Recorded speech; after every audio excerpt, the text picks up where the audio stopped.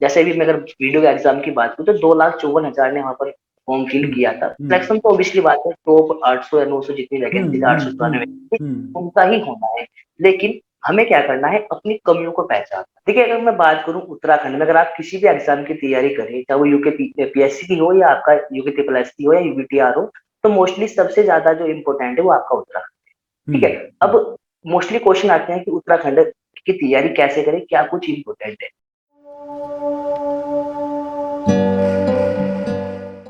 नमस्कार स्टूडेंट, आपका बहुत बहुत स्वागत है गुरुजी उत्तराखंडी यूट्यूब चैनल में। दोस्तों, आज मैं आपको एक ऐसे शख्स से मिलाने वाला हूं जिसने अभी अपने छोटे से जीवन में लगभग 6 से 7 जो सरकारी एग्जाम्स हैं वो यहाँ पे निकाले हैं। तो आज आपको शुभम सैनी जी अपने टिप्स के बारे में बताएंगे, जो उनकी आपकी यहाँ पर उनने जिस स्ट्रेटेजी को फॉलो किया और ये 6-7 एग्जाम निकाले। और आप देखिएगा, बहुत से लोगों का तो सपना एक एग्जाम निकालने का होता है, लेकिन शुभम के बारे में मैं आपको बताऊं तो इस समय शुभम जी उत्तराखंड सरकार में वन बीट अधिकारी हैं, जो कि रामपुर मंडी में इनकी पोस्टिंग है। उसके बाद इन्होंने अभी उत्तराखंड जो वीडियो का एग्जाम आया है ये भी इन्होंने क्लियर किया हुआ है। लोअर पीसीएस प्री का एग्जाम क्लियर किया हुआ है। इससे पहले इन्होंने एनटीपीसी का, रेलवे का और ग्रुप डी जो आपके एग्जाम है वहां पर वो एग्जाम उन्होंने सब क्लियर किए हुए हैं। तो शुभम जी, आपका गुरुजी उत्तराखंडी यूट्यूब चैनल में बहुत बहुत स्वागत है। जी नमस्कार।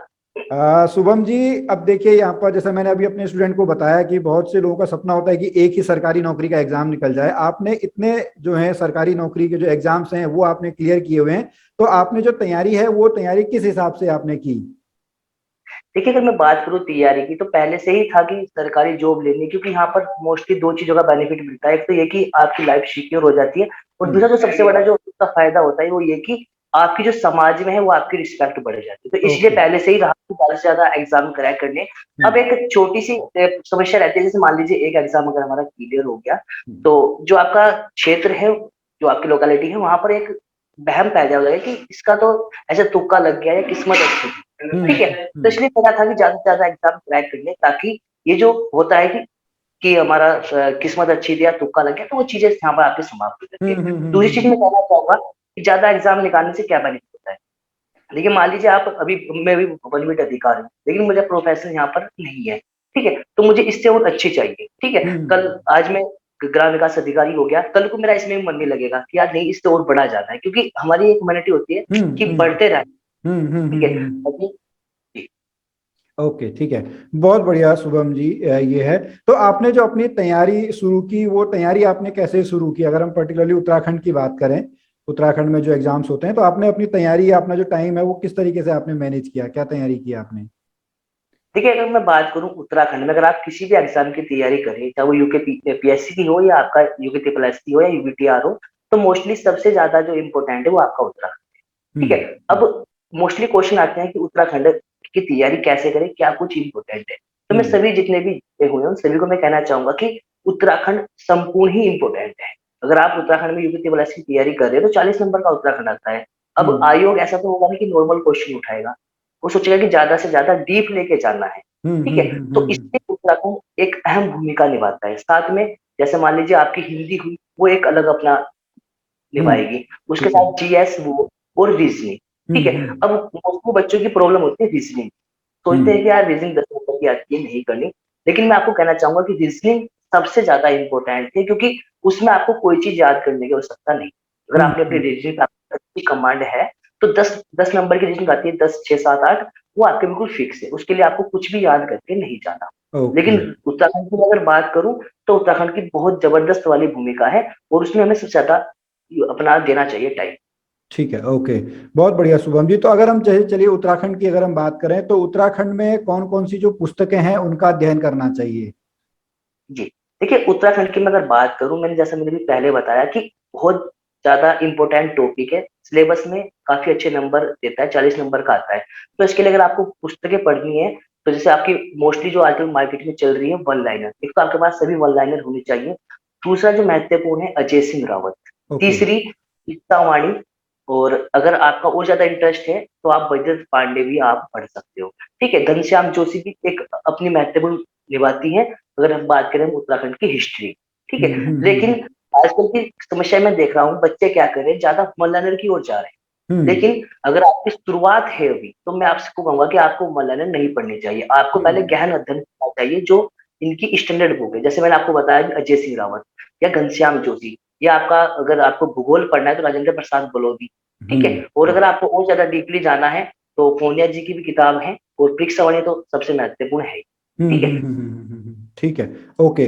अब अगर हम यहाँ पे चलिए हिंदी की बात करें तो हिंदी को किस तरीके से पढ़ना चाहिए, जो 20 नंबर की हिंदी आती है एक सामान्य पेपर में? जी। तो देखिए हिंदी की मैं अगर बात करूँ तो हिंदी आपका अगर कोई भी आप एग्जाम देने चाह रहे हैं, चाहे सेंटर का हो या आपका उत्तर प्रदेश का हो या उत्तराखंड में कोई भी एग्जाम हो, तो हिंदी के अपनी एक अलग भूमिका है। और हिंदी के लिए मैं आपको कहना चाहूंगा कि हिंदी हमारी ऐसी होनी चाहिए जिस पर हमें अगर बात करें, जैसा मान लीजिए हम जीएस पढ़ रहे हैं तो वहां का हमें डर रहता है कि यार हम जीएस याद करनी है, तो आपके अंदर अपनी मातृभाषा का कभी डर नहीं होना चाहिए, क्योंकि हिंदी को बताया गया है हमारी माँ, ठीक है। और माँ कभी नहीं चाहेगी कि उसका जो बच्चा है उसका किसी चीज में ग्रोथ ना हो, ठीक है। तो हिंदी को माँ समझ के बहुत अच्छी तरीके से आपको कवर करनी चाहिए, क्योंकि हिंदी 20 नंबर की है, और जो बच्चा पढ़ने वाला होगा वो 20 में से 15, 16, 17, 18, 19, 20 नंबर गेन करता है। ओके। अगर किताब की बात करी जाए, अगर आपका हिंदी किताब की मैं बात करूं, तो रूसेंट हुई आपकी एक अरिहंत प्रकाशन की है, आदित्य प्रकाशन है। और एक अगर सबसे स्टैंडर्ड में अगर आपको बुक बताऊं जिसमें बहुत अच्छी लैंग्वेज हमें मिलती है, तो राजपाल यादव जी की है, आपको ऑनलाइन प्लेटफॉर्म पर मिल जाएगी। ओके। वो भी बहुत अच्छी किताब है। जी। ठीक है, ठीक है। चलिए शुभम जी, ये तो आपने बताया। अब हम थोड़ा सा बात करते हैं जो बाकी हमारा जो बचा हुआ लगभग 30 नंबर का या जो आता है, जिसमें भारत का इतिहास, भारत का भूगोल है, या पॉलिटी वाला पार्ट आता है, या अर्थशास्त्र वाला पार्ट आता है। क्योंकि मैंने जो उत्तराखंड के, जैसे आपने भी यहाँ पे बताया कि हमको उत्तराखंड पे फोकस करना चाहिए, लेकिन जब आपका जो, अगर हम भारत के इतिहास भूगोल की बात करें तो वो भी यहाँ पे इंपॉर्टेंट रोल रखता है। तो बच्चे को उसके साथ में उसकी तैयारी कैसे करनी चाहिए, ताकि आपने देखिए जो एनटीपीसी का एग्जाम निकाला है, चाहे रेलवे का आपने निकाला है, या जो ग्रुप डी के आपके एग्जाम है, क्योंकि वहां पे तो उत्तराखंड नहीं पूछी जाती है, वहां पे आपका यही भारत का इतिहास, भारत का भूगोल पूछा जाता है, तो उसको कैसे हम पढ़ें? देखिए मैं अगर बात करूं एक्स्ट्रा जो आपके सब्जेक्ट है, ठीक है, हम्म। उत्तराखंड हिंदी और रीजनिंग, देखिए हम्म। उत्तराखंड हिंदी 70 नंबर का सिलेबस आपका हो गया। हम्म। लेकिन इसमें जो आपकी कमियां रहती है, मान लीजिए उत्तराखंड में 40 में 40 कोई नहीं लेके आ सकता, ठीक 20 है। में से 20 नहीं ला सकता, 10 में से 10 आप लेके आ हम्म। सकते हो, लेकिन 100% पॉसिबिलिटी वहां भी नहीं है। तो हम्म। इसका जो आपका यहाँ पर आपकी जो नंबर कम रहेंगे, वो चीजें आपकी कौन पूरा करता है, आपका जो जीके के सब्जेक्ट हो, जैसे आपका हिस्ट्री, पॉलिटिक्स, ज्योग्राफी वगैरह जो सब्जेक्ट होते हैं वो। अब बच्चे क्या करते हैं, बच्चे सोचते हैं कि हमने उत्तराखंड डिग्री पढ़ ली, अब हमें कुछ और नहीं करना, लेकिन ये सबसे बड़ी उनकी एक कह सकते हैं कि कमी रह जाती है। आपको ओके। जो अन्य सब इतिहास हो, भूगोल हो, या आपका अर्थशास्त्र हो, ठीक है, आपका संविधान हो, इसे भी आपको उत्तराखंड या हिंदी समझ के ही पढ़ना चाहिए और डीपली समझना चाहिए, क्योंकि ये क्या करते हैं, ये आपकी कमियों को पूरा करते हैं। जैसे मान लीजिए हमने उत्तराखंड में 40 में से 30 आ गए, तो यहाँ के जो 10 नंबर का हमारा गैप रहेगा, ये हमारा जो जीके का सब्जेक्ट है वो आपका कवर करता है। ओके। ठीक है। ये तो चलिए शुभम जी, आपने बहुत अच्छा बताया, इसके लिए आपका बहुत बहुत धन्यवाद। अब हम बात करते हैं, जैसे बहुत सारे स्टूडेंट्स में ये रहता है कि सर हम नोट्स बनाएं कि बुक से डायरेक्ट पढ़ें, किस तरीके से नोट्स वगैरह बनाने चाहिए, आप क्या रिकमेंड करते हैं इस बारे में? लेकिन नोट्स बनाने के लिए मैं देखता हूँ कि सबसे ज्यादा कमी देखी गई है, जितने भी अभ्यर्थी तैयारी करते हैं कंपटीशन की, उनको लेकर एक दिमाग में रहता है कि नोट्स बनाने में समय हमारा जाता है, ठीक है। लेकिन अगर आप नोट्स नहीं बनाओगे तो आप एग्जाम टाइम के समय जो आपका समय बच होगा पहले वाला, आप उसमें अच्छे से रिवाइज नहीं कर सकते, क्योंकि हमारे द्वारा जो लिखा हुआ है उसे हम बहुत स्पीड से याद कर सकते हैं, लेकिन मान लीजिए किसी ऑथर ने जो लिखा हुआ है उसे हमें याद करने में थोड़ा समय लगता है। तो मैं सबको यही रिकमेंड कि जैसे आप अभी अगर आप नई तैयारी में हो, या अगर आप आपकी तैयारी करते अगर आपको 2-3 साल हो भी गए, उसके बावजूद भी आपको क्या करना चाहिए, नोट्स आपके बनाने चाहिए। नोट्स बनाने का मैं आपको मोस्टली अच्छा तरीका बताऊंगा। देखिए सबसे पहले क्या करना है, हम देखते हैं कि नोट्स आपने बना लिए किताब से, आपका हो गया, लेकिन नहीं, अगर आप उत्तराखंड में खासकर यू के ट्रिपल एस सिलेबस की अगर आप तैयारी कर रहे हैं, तो यहाँ पर आपका नोट्स बनाने का तरीका ही अलग होना चाहिए। जैसे मान लीजिए आप उत्तराखंड का इतिहास का टॉपिक लिख रहे हैं चंद, ठीक है, चंद राजवंश में आप अगर बात करूं, भारतीय चंद के बारे में आप लिख रहे हैं, ठीक है, भारतीय चंद के बारे में आपने लिख लिया, तो आपको क्या करना है, आपको थोड़ा सा वहां पर स्पेस कर देना है, 2-3 लाइन आपको छोड़ देनी है। अब बच्चे क्या करते हैं, वहीं से नया डाल देते हैं, उसका कुछ डाल देते हैं, लेकिन वो चीज गलत हो जाती है। मान लीजिए आप कोई कोई नई नई किताब पढ़ोगे, जैसे मान लो आप अभी अजय सिंह राव से नोट्स बना रहे हैं, और फिर आपने घनश्याम जोशी पढ़ेंगे, वो पिछली बात है, वहां पर एक नया क्वेश्चन नया फंस जाएगा आपको। अब वो जो नया क्वेश्चन होगा वो आप क्या करोगे, वो आप नोट इन करवाने, क्योंकि आपके पास स्पेस ही नहीं है। तो आपको करना क्या है, पहले एक किताब से नोट्स बनाइए, उसके बाद जैसे घनश्याम जी ऐड कर दी, ठीक है, राजेंद्र प्रसाद बलोदी जी की ऐड कर दी, केदार पूनिया जी की ऐड कर दी, या परीक्षा वाणी, जो भी अन्य ऑथर की किताब है वो आप वहां पर ऐड कर सकते हैं, ठीक है। इसी तरीके से क्या होगा, एक दिन आपके नोट्स ऐसे बन जाएंगे जिसमें से आप मान लीजिए आप एग्जाम देने गए 40 नंबर के, वहां पर उत्तराखंड आपको दिखाई दी, तो आप घर आके ये कहोगे कि हाँ ये मैंने आपका नोट किया हुआ है अपने बुक में, ठीक है। वो जब होगा जब आप एक से अदर ऑथर की किताब पढ़ोगे। ऐसा नहीं कि आप केवल अजय सिंह रावत पे जाके बैठ गए कि चलो मैं अजय सिंह रावत पढ़ रखी है बहुत हो गया, ऐसा नहीं करना, ठीक। ठीक है, चलिए बहुत बढ़िया शुभम जी। और स्टूडेंट मैं आपको बता दूं कि शुभम सर का भी अपना एक यूट्यूब चैनल है जिसमें शुभम सर अपनी जो जितना भी ज्ञान है वो बांटते रहते हैं। इसका जो लिंक है वो मैंने नीचे डिस्क्रिप्शन में दिया है। तो सर वहीं पे आप बात करते हैं अपने चैनल पे, मैंने आपके बहुत सारे वीडियोस देखे हैं, आप वहाँ पे बात करते हैं प्रैक्टिस एमसीक्यू की या मॉक टेस्ट की। तो उनका आपकी तैयारी में क्या योगदान रहा? देखिए, अगर मैं एमसीक्यू या प्रैक्टिस सेट की मैं बात करूँ तो उनकी एक अलग भूमिका होती है।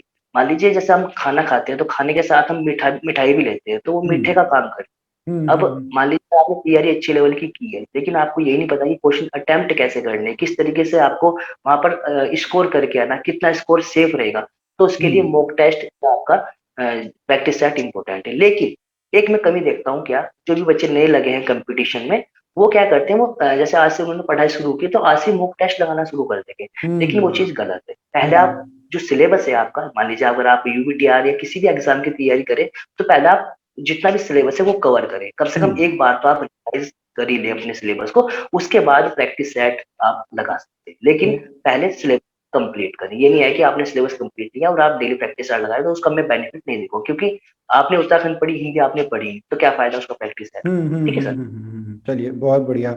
अब शुभम जी मेरा एक क्वेश्चन थोड़ा सा अलग हटके है।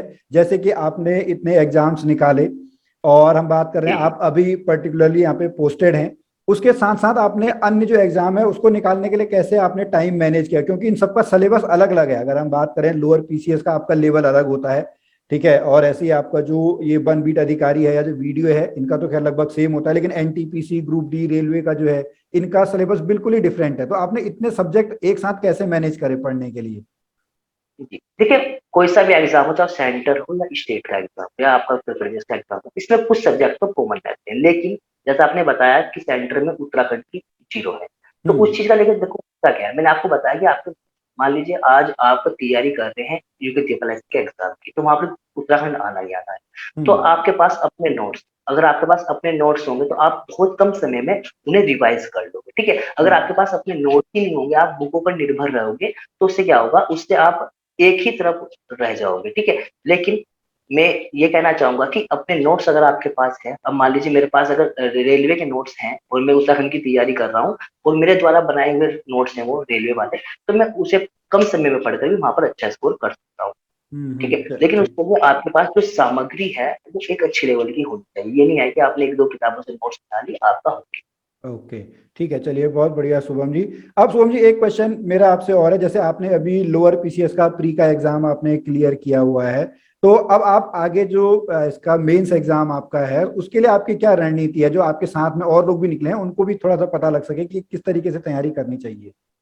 देखिए मैं आपको बताऊं, जो आपका एग्जाम था, जो आपने बताया कि इसमें हुआ है ग्राम विकास अधिकारी, वो एग्जाम पहले हो चुका था, तो मुझे पता था कि इसमें मेरा हो जाएगा, ठीक है। तो इसमें क्या करा था कि इसकी तरफ मैं ध्यान नहीं दिया था। अब तो मैं आपका अगर मैं बात करूँ जनवरी से मैं मेंस की ओर ही लगा हुआ था, क्योंकि मुझे पता था कि मैं भी हो ही जाना है। तो अगर आपको विश्वास है कि आपका प्री में हो जाएगा, तो आप उसी समय से आप मेंस की तैयारी भी कर सकते हैं। मेंस के लिए मैं आपको बताऊं तो आपके चैनल पर भी काफी अच्छा उसके बारे में बताया जा रहा है, आपके वहां पर भी कोर्सेज चल रहे हैं। और बाकी जहां पर भी आप जाते हो, क्योंकि अगर आप मेंस की तैयारी कर रहे हो तो आप सेल्फ स्टडी के साथ साथ अगर आपने अभी तक कोई क्लासेस ज्वाइन नहीं की तो आपको करनी पड़ेगी, क्योंकि मेंस लिख रहे हो आप, एक अगर मैं बात करूँ वनडे एग्जाम नहीं है कि आप घर पे रह के तैयारी कर सकते हो। तो उसके लिए आपको ऑनलाइन कोर्स हो या आपका कोई पर्टिकुलर कोई क्लास हो, वहां पर आपको ज्वाइन करने के लिए, ताकि आपको एक अच्छी रणनीति मिलती है। बाकी मैं यही कहूंगा कि अगर आप मेंस की तैयारी कर रहे हैं तो आपका जो शब्दकोश है वो एक अच्छा होना चाहिए, ठीक है। क्योंकि अगर आपका शब्दकोश अच्छा होगा तो आप वहां पर एक अच्छा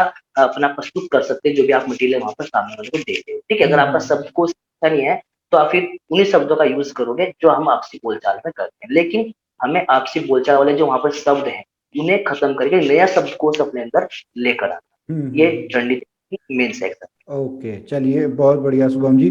तो शुभम जी, आपको जो आपका लोअर पीसीएस का मेंस एग्जाम है उसके लिए बहुत बहुत शुभकामनाएं हमारी पूरी टीम की तरफ से। और यहाँ पे जैसे आपने शुरू में कहा था कि आप अभी भी जैसे आप लोअर पीसीएस का देंगे, अगर आप अभी आपने पीसीएस का भी दिया होगा उसमें आपका होगा, तो आपका आगे का जीवन में क्या प्लान है? देखिए, जीवन में सभी का प्लान होता है कि बढ़ना है, तो हम्म। मेरा प्लान भी कि बढ़ना है। आज पीसीएस निकाल देंगे, और अगर सब कुछ सही रहा, ऊपर वाले का अगर आशीर्वाद बना रहा, तो एक दिन हाँ। आईएएस भी निकाल लेंगे। लेकिन ओके। किसी ने कहा है कि समय पर जाकर सब कुछ होता है, तो मैं समय का इंतजार कर रहा हूँ, एग्जाम मेरा इंतजार। चलिए चलिए, बहुत बढ़िया बहुत बढ़िया। अब शुभम जी, मेरा यहाँ पे लास्ट एक दो क्वेश्चन और हैं कि जो बच्चे अभी तैयारी कर रहे हैं, जैसे हम अगर वीडियो की बात करें तो बहुत से स्टूडेंट्स का यहाँ पे जो है वो सिलेक्शन नहीं हो पाया, कुछ लोगों का एक दो नंबर से आपका रुका रहा, या बहुत से जो स्टूडेंट हैं वो नॉर्मलाइजेशन के ऊपर आपका वहाँ पे दोष देते हैं। तो उन लोगों को आप किस तरीके से मोटिवेट करेंगे कि क्योंकि ये एक ही एग्जाम नहीं है, उनको आगे भी बहुत सारे मौके मिलेंगे, तो उनके लिए आप क्या कहना चाहेंगे? जी। देखिए, मैं आपको बताऊं, एग्जाम आने आते रहते हैं, ठीक है? आज नहीं तो अगला एग्जाम आएगा, लेकिन आपको ढूंढनी आपकी कमियां क्या है। मैंने अभी आपको बताया कि उत्तराखंड में बच्चे क्या करते हैं, रीजनिंग को इम्पोर्टेंट नहीं मानते, तो हम्म। 10 नंबर तो वहां से कम, और फिर हम्म। कहते हैं कि हमारे नंबर 60 ही आए। तो जब आप अपना सिलेबस ही कंप्लीट नहीं कर पा रहे हो, तो फिर आपका नंबर कैसे आ जाएगा? दूसरी हम्म। बात, जैसे भी मैं अगर वीडियो के एग्जाम की बात करूँ, तो 2,54,000 ने वहां पर फॉर्म फिल हम्म। किया था। हम्म। सिलेक्शन तो ऑब्वियसली बात है, टॉप 800 या 900 जितनी वैकेंसी, हम्म। 894, हम्म। उनका ही होना है। लेकिन हमें क्या करना है, अपनी कमियों को पहचानना। जैसे मैंने इस बार कमी क्या की कि मैंने रीजनिंग में कवर नहीं किया, तो मैं क्या करूंगा, अगले एग्जाम में अपनी जो रीजनिंग है उसे डेवलप करूंगा। ठीक है? अब बच्चे क्या करते हैं, कमियां ढूंढते हैं, दोष देते हैं किसे, भगवान को या आयोग को, कि आयोग ने ऐसा कर दिया। उनका एक अलग नियम है, वो अपने नियम के अनुसार चल रहे हैं। उन्हें किसी न मान लीजिए मेरे से या किसी एक्स पर्सन से कोई ऐसा लगाव नहीं है कि वो उनके नंबर गेन करते, ठीक है? वो तो एक फॉर्मूला चल रहा है। जैसे मान लीजिए अभी मैं 3 शिफ्टों की बात करूँ, तीसरी शिफ्ट में नंबर कम आपके ज्यादा कम हुए हैं, दूसरी शिफ्ट थी जो आपकी, वहां पर नंबर बढ़े हैं, और पहली शिफ्ट के नंबर भी कम हुए हैं। और ये चीजें इससे पहले, एग्जाम से पहले भी काफी बच्चे इस चीज को बोल रहे थे कि सेकंड शिफ्ट के नंबर बढ़ने वाले हैं, क्योंकि वहां पर क्या था, वहां पर तो बच्चों के नंबर ज्यादा नहीं थे, और अन्य काफी चीजें रही, स्टैंडर्ड में थोड़ा कह सकते हैं वहां पर हाई था एग्जाम। ठीक है? चलिए तो बहुत नेक्स्ट बढ़िया। एग्जाम, बताएं बताएं क्या कह रहे थे? मैं कह रहा हूँ नेक्स्ट एग्जाम के लिए अपना और अच्छी तरीके से प्रिपरेशन करें, क्योंकि मैंने आपको बताया ना कि जब तक आपका समय नहीं आएगा, जब तक हम्म। आपकी जो मेहनत है वो 100 पे नहीं जाएगी, तो तब तक आपका नहीं हो पाएगा। अब सिलेबस आप कंप्लीट ही नहीं करोगे, और आप कहोगे कि मेरा सिलेक्शन हो जाए, तो ऐसा नहीं होगा। आपको पढ़ना पड़ेगा, और सब चीजें ही पढ़नी पड़ेगी। ये नहीं है कि मैंने सिर्फ उत्तराखंड को परीक्षा वाले से पढ़ दिया, मेरा सिलेक्शन हो जाएगा। आपका हम्म। सिलेक्शन नहीं होगा। आपको हम्म। उस लेवल तक पढ़ना पड़ेगा, उस पीक तक पढ़ना पड़ेगा, तब जाकर आपका सिलेक्शन होगा। और हाँ, हम्म। आपका आपके सिलेक्शंस होंगे। ठीक है? आप एक बार हम्म। तैयारी कर लीजिए, नेक्स्ट एग्जाम में आपका सिलेक्शन एक में नहीं, हम्म। कहीं से आपको सिलेक्शन होते रहेंगे। बिल्कुल, वो बहुत ही अच्छी लाइन बोली, आपका सिलेक्शन है, आपके सिलेक्शन होंगे जैसे आपके यहाँ पे हुए हैं। ठीक है, तो शुभम जी, हमारा जो ये है, अब मैं लास्ट क्वेश्चन, लास्ट नहीं मतलब मेरी आपसे रिक्वेस्ट है कि अगर आप हमारे चैनल गुरुजी उत्तराखंडी के बारे में कुछ बताना चाहें तो आप बता सकते हैं। देखिए, मैं अगर बात करूँ गुरुजी उत्तराखंडी की, तो आज से जब मैंने तैयारी स्टार्ट की थी, जब से मैं आपके चैनल को फॉलो करता आ रहा हूँ।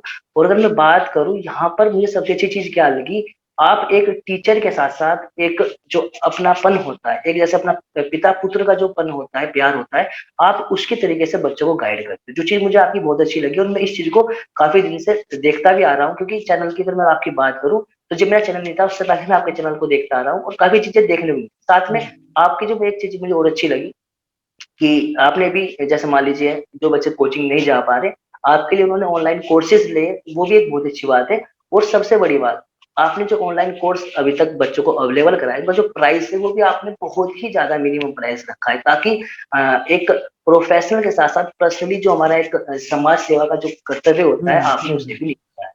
ठीक चलिए। है? बाकी अ, मैं दुआ करूंगा और आपसे रिक्वेस्ट करूंगा, आप ऐसे ही बच्चों को मोटिवेट करते रहें, ऐसे ही समाज सेवा के तौर पे भी लगातार कार्य करते रहें, क्योंकि मैं लगातार आपको देखता रहता हूँ कि आप जो आपकी प्रोफेशनल लाइफ है एक टीचर की, उसके साथ-साथ आप एक जो इंसान होता है, इंसानियत होती है, उसके तहत भी आप लगातार समाज सेवा करते रहते हैं, तो जो मुझे बहुत ही ज़्यादा लगता है और ये चीज़ मैंने आपसे सीखी है और अपने जीवन में भी चीज़ को लेके आ रहा हूँ। जी, थैंक यू शुभम जी। तो चलिए स्टूडेंट, हमारा जो शुभम जी के साथ अभी इंटरेक्शन था वो इतना ही है। और स्टूडेंट, मैं चाहूंगा कि आपको आज की इस वीडियो से बहुत शिक्षा मिलेगी और आप एक एग्जाम नहीं, शुभम जी की तरह आप बहुत सारे एग्जाम्स निकालें। तो शुभम जी, गुरुजी उत्तराखंडी चैनल पे आने के लिए आपका बहुत बहुत धन्यवाद। जी, आपका भी धन्यवाद। ठीक है, तो चलिए स्टूडेंट, हम मिलेंगे फिर अगली वीडियो में। आपको आज का ये वीडियो कैसा लगा आप हमें जरूर बताएं। आप इस वीडियो को लाइक करें और अधिक से और अधिक इसको शेयर। जी जी, जी, बताएं। चैनल को सब्सक्राइब करें और जितने भी देख रहे हैं मोस्टली आप जुड़े रहिए, और क्योंकि यहाँ पर आपको ऐसी ही जो मोटिवेशन वाली वीडियो लगातार आपको मिलती रहती है, तो चैनल पर आपको बने रहना है, वीडियो को शेयर करना है, चैनल को सब्सक्राइब करना है और बेल आइकन प्रेस करके आप नोटिफिकेशन भी ऑन कर लीजिए, ताकि जो भी अपडेट डले चैनल पर वो सबसे पहले आपको मिले। जी, धन्यवाद। चलिए ठीक है, thank you student, thank you, नमस्कार।